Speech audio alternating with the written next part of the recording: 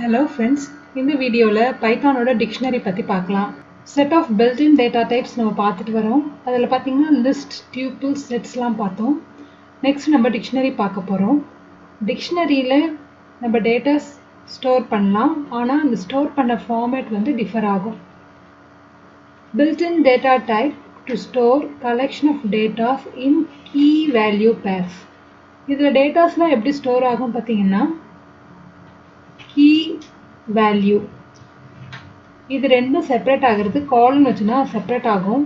இதே next data element கொடுக்கணும்னா comma கொடுக்கணும். கீ என்ற டேட்டாவை யூஸ் பண்ணி தான் நம்ம வேல்யூவை ஃபெச் பண்ணலாம். பொதுவாக மற்ற டேட்டா டைப்பில் பார்த்தீங்கன்னா இன்டிஜரோ இல்லை ஸ்ட்ரிங்கோ கமா கொடுத்து செப்பரேட்டாக தருவோம். ஆனால் டிக்ஷனரியில் எப்படின்னா கீ வேல்யூ ரெண்டுமே சேர்ந்து தான் வரும். இப்போ டிக்ஷனரி பார்த்தீங்கன்னா எனக்கு ஒரு வேர்டோட மீனிங் தெரியணும்னா அந்த வேர்டை நம்ம சர்ச் பண்ணி கரஸ்பாண்டிங் மீனிங் எடுப்போம் இல்லையா, அதே போல் தான் இந்த கீன்றது வேர்ட் மாதிரி ஆக்ட் பண்ணும். நம்ம அந்த கீயை கொடுத்தோம்னா வேல்யூ நமக்கு டிஸ்பிளே ஆகும்.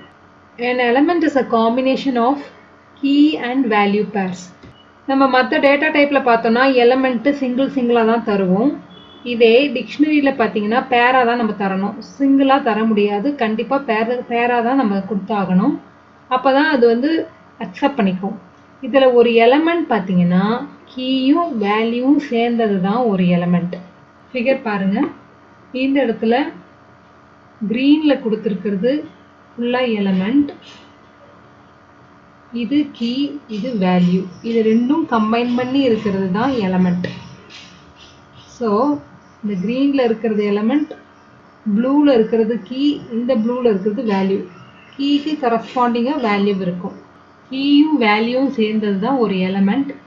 ஸோ மொத்தம் இந்த டிக்ஷனரியில் பார்த்தீங்கன்னா 1 2 3 எலமெண்ட்ஸ் இருக்குது. ஒரு எலமெண்ட்லேயும் கீ வேல்யூ சேர்ந்து தான் இருக்கும். Mutable, unordered and no duplicates are allowed. மியூட்டபிள்னா நம்ம எலமெண்ட்ஸை ஆட் பண்ணிக்கலாம், டெலீட் பண்ணிக்கலாம், அப்டேட் பண்ணிக்கலாம்.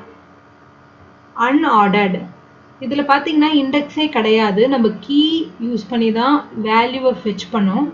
அதனால் இண்டெக்ஸே இல்லாத காரணத்தால் ஆர்டர் மாறி கூட டிஸ்பிளே ஆகும். நம்ம கொடுக்குற ஆர்டரே தான் டிஸ்பிளே ஆகுமா அப்படின்னு பார்த்தீங்கன்னா இல்லை, ஆர்டர் சேஞ்ச் ஆகியும் டிஸ்பிளே ஆகும். அதனால் இண்டெக்ஸை யூஸ் பண்ணி நம்ம பர்டிகுலர் டேட்டாவை ஃபெச் பண்ண முடியாது. கீ வேல்யூ பேராக இருக்கிறதுனால எந்த ஒரு வேல்யூ வேணுனாலுமே அந்த கரஸ்பாண்டிங் கீயை கொடுத்து நம்ம வாங்கிக்கலாம். இல்லை ஐட்டம் அப்படின்னு சொல்லிட்டு கொடுத்தோம்னா அந்த பர்டிகுலர் எலிமெண்ட்டே நமக்கு டிஸ்பிளே ஆகும்.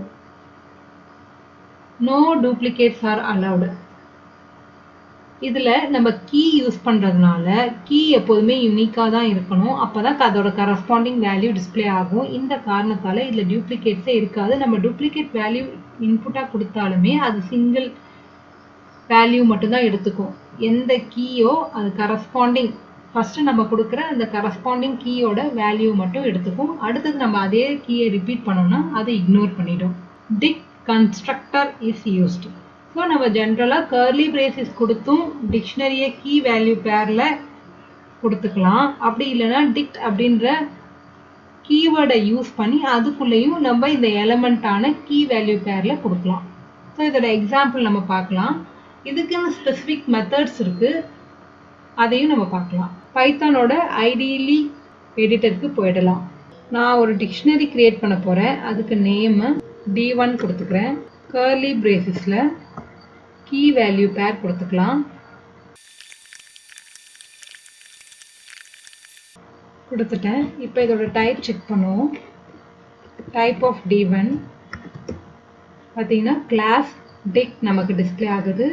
இந்த கோலன் செப்பரேட்டராக பார்த்ததுமே இன்டர்பிரட்டர் இது டிக்ட் ஐடென்டிஃபை பண்ணி அதோட டைப்பில் ஸ்டோர் பண்ணிக்கும். டேட்டாஸ் இந்த ராம் அப்படின்றது கீ, இந்த EMP101 அப்படின்றது வேல்யூ.